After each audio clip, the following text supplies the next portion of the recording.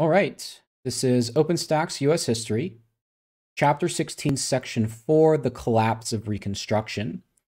So with emancipation, former enslaved people sought to build communities, and much of this community building often involved reclaiming rights that were denied to people in the Antebellum Era. Recall that the Antebellum Era is simply just the time period before the Civil War.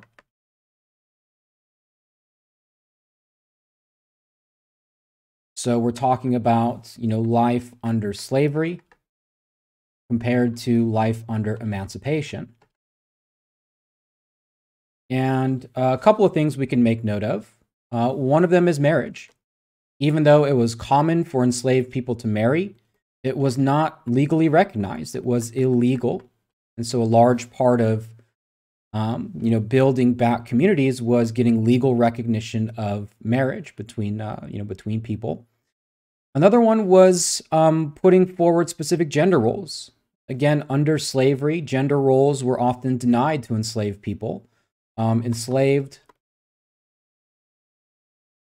men and women,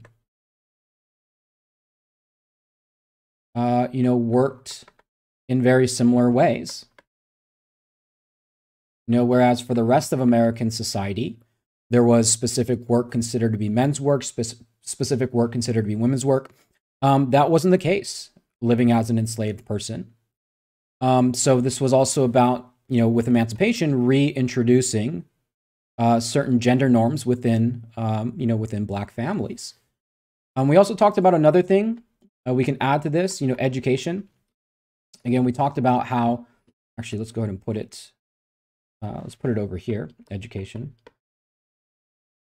We talked about how enslaved people, it was illegal for enslaved people to read and write, and it was illegal to teach enslaved people to read and write. So education and literacy was also a big part of, again, reclaiming things that were denied in the antebellum era under slavery.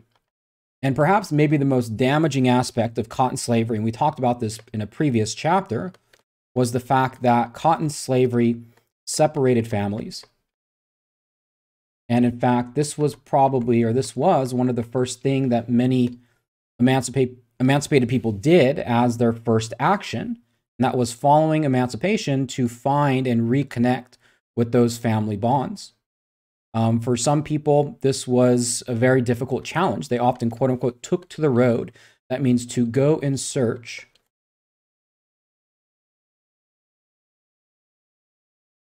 of family members. Recall, that with cotton and the introduction of cotton, from slavery spreading from the upper South to the lower South, that many families were separated away. And so upon emancipation, a lot of people went in search of those family members to try and rebuild those family bonds. So much about building communities is about reclaiming the things that had been denied, and getting things that, while legally were not recognized, to get those things recognized. Right? It's about reclaiming the ability to marry, reclaiming the right to determine whatever role that men and women want to play in communities, reclaiming education, and reclaiming family, right, in that way. Now, economically speaking, it was the hope for many radicals in the North that many former slaves would find jobs in, in factories, that they would become wage workers. But because the South didn't have the same type of infrastructure as the North, there simply wasn't enough jobs available. And so most former slaves found an occupation in sharecropping. So sharecropping, we're going to say this is the occupation most former slaves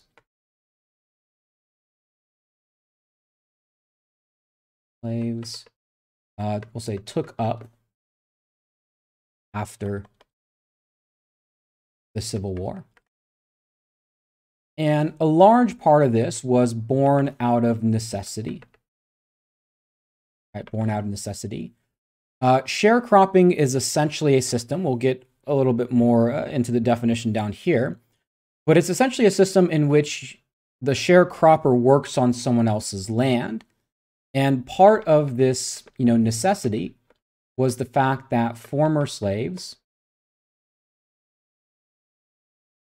had little to no land ownership. There were talks, discussions to be had about maybe redistributing land. Some of the more radical members of Congress believe that, some of the planters for having participated in the Civil War should be punished by having their land taken away. In fact, General Sherman, the Union general who was responsible for the March to the Sea and a lot of the physical destruction to the infrastructure of the South, Union general, did hand out land to emancipated slaves on a sort of smaller scale. He handed out 40 acres of land and a mule. Mules were used for the Union Army at the time. There wasn't much use for them now that the war was over. So in some of the territories that General Sherman went over, he did redistribute that land. However, this was not an overarching redistribution policy. In fact, the slogan 40 acres and a mule, kind of carried beyond just sort of the limited area that General Sherman was in. And, even in fact, some people from different parts of the country came to expect that every single former slave would get 40 acres of land and a mule. And that didn't happen. And for the small scale land redistribution that did occur, even under President Johnson, some of that land was reclaimed. Right? So land reclaimed, typically by sort of like local, jurisdictions and courts, by white landowners. So kind of the overarching point here is that in sort of a large scale situation, right? Between 4 and 5 million people now newly emancipated, there was no overarching land redistribution. And that was one of the contributing factors to sharecropping becoming such a popular occupation. So again, like I said, sharecropping is a system in which somebody else, a sharecropper, works on somebody else's land. Oftentimes, formerly enslaved people had really no material possessions to their name, or no money or resources, pretty much just the clothes on their back. And so in order to work on someone else's land, it often required them to borrow money. And so a crop lien system is a system to borrow from a land owner. And oftentimes this could mean very high interest rates. It can mean a system of dependency and a system of exploitation. That's what it resulted in. Sharecropping is a type of system like this.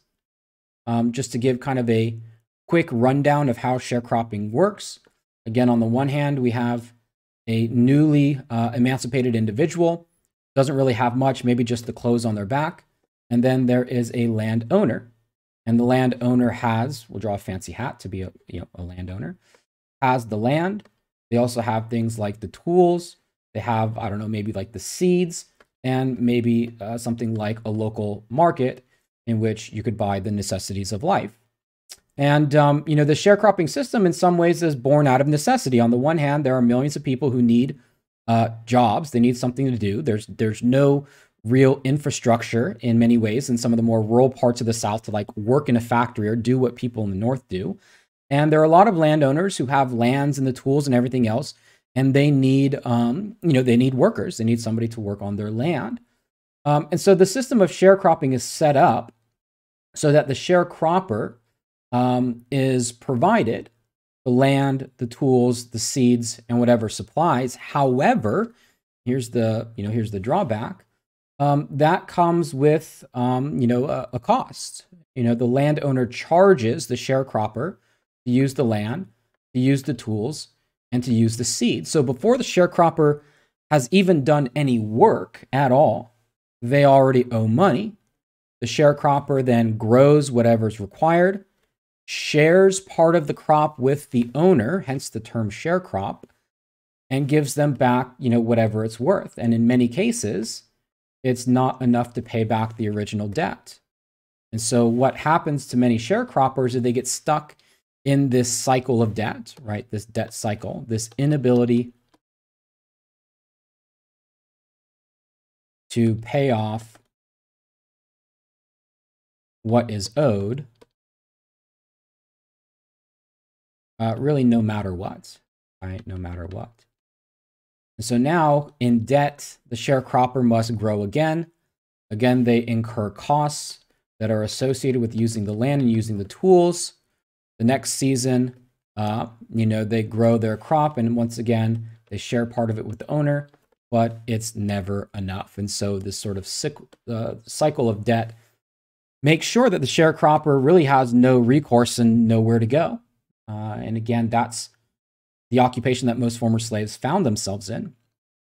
Now, on the political front, resistance to radical Reconstruction really was prevented, or I should say resistance to radical Reconstruction was silenced in sort of the more mainstream of political arenas when President Johnson was impeached, right? The impeachment of Johnson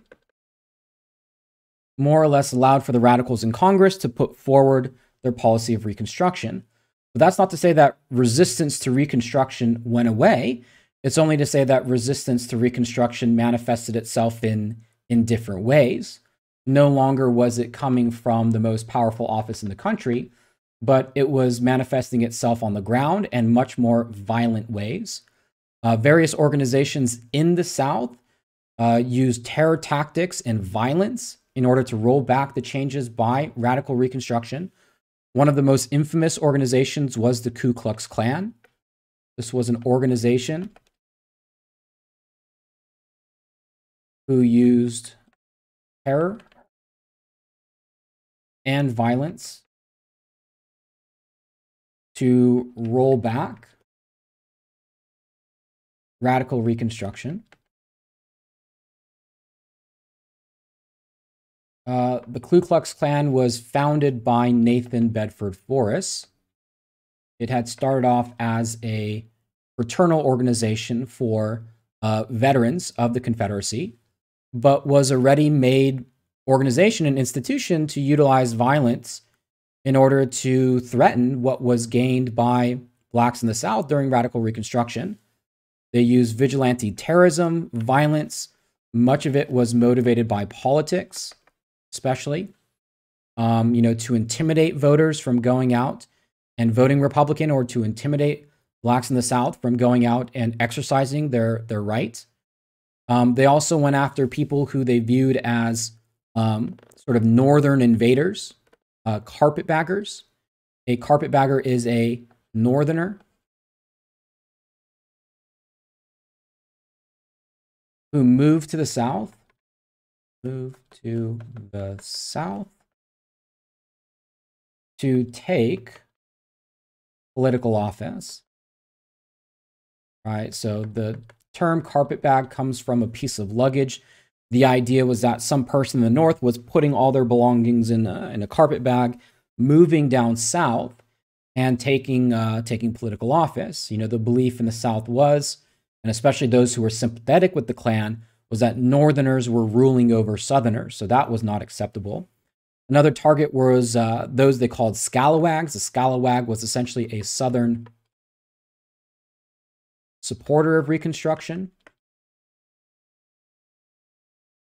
They were essentially viewed by the Klan and their sympathizers as traitors.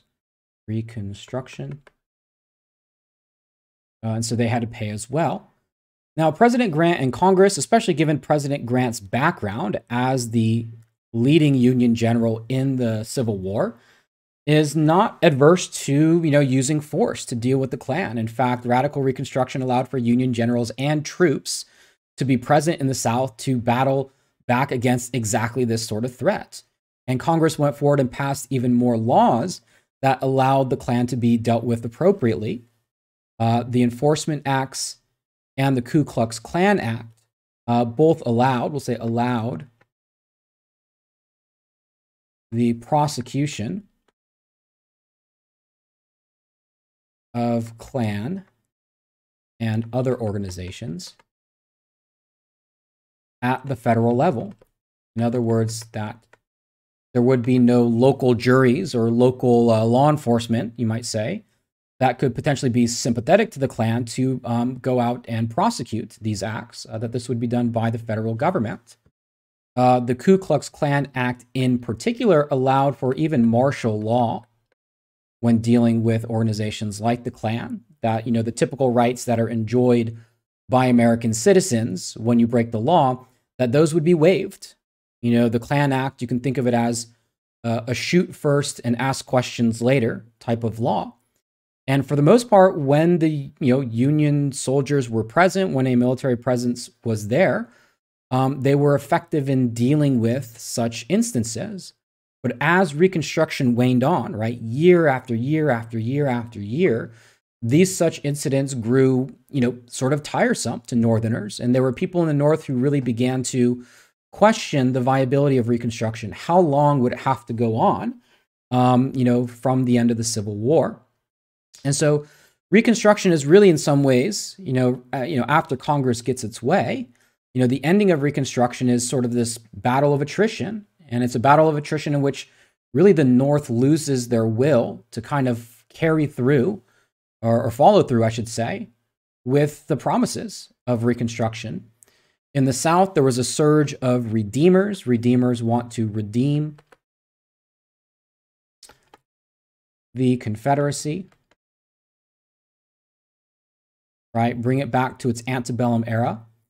And the Republican Party in general began to decline. This isn't just a story of Reconstruction, but it's also a story of a decline, related to the political party that supported Reconstruction.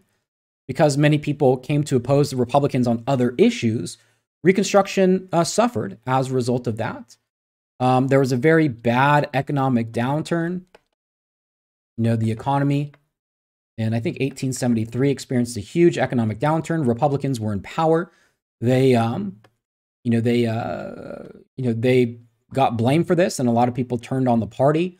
You had a faction within the Republican Party called the Liberal Republicans that wanted a more limited government intervention, right? They became tiresome with the constant sort of violence and intrusions in the South.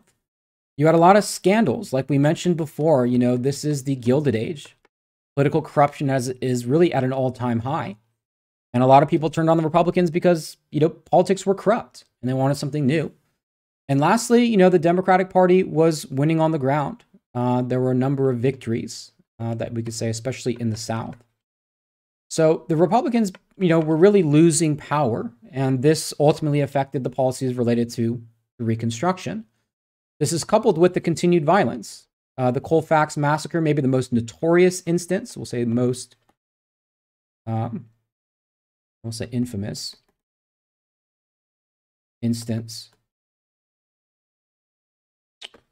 of Reconstruction violence. Arguably, Reconstruction is arguably the most violent period in all of American history, given that there wasn't a civil war going on, but lots of violence, right? And in the Colfax Massacre, 150 people were killed. And even though this was one of the more deadly incidents, this sort of violence was too common occurrence, and really Northerners began losing their interests in keeping a presence down south, saying, perhaps Reconstruction will never end. And so this all came to a climax in the election of 1876. General Grant did not run because there were a lot of problems with Grant, not necessarily related to the Reconstruction front. Another thing that we might also take note of is that the Supreme Court limited the power of Reconstruction amendments.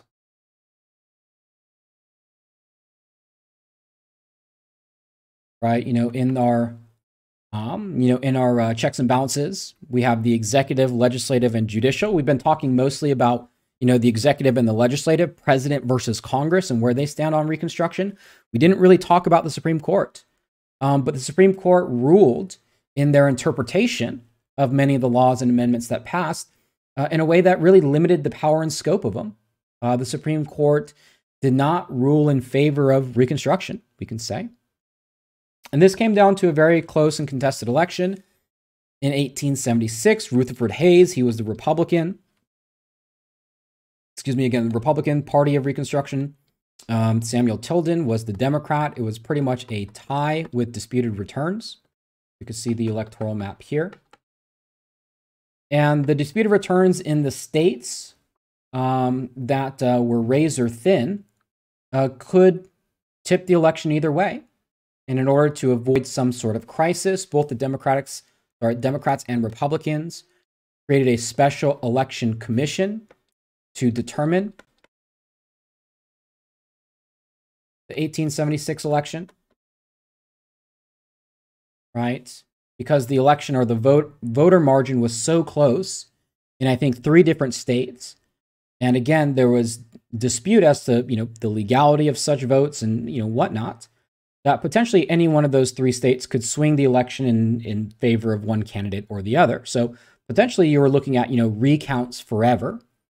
And so the Special Election Commission was set up in order to try and resolve that problem. And what they came away with was the Compromise of 1877. And the Compromise of 1877 is important because this is the end of Reconstruction. Right? The end of Reconstruction. What the compromise set up was that Hayes, the Republican, would win the presidency. So in this case, the Republicans won the presidency, so they got that out of it. Well, Tilden and the Democrats, what did they get? Well, they got the removal of federal troops. Removal from the South. And so what that meant was that, well, Reconstruction essentially, right, in practice, came to a conclusion because with the 13th, the 14th, and 15th, the enforcement mechanism were really these federal troops. And as they exited the South, Reconstruction came to a conclusion, and the South goes from the era we call Reconstruction essentially into a period known as the Jim Crow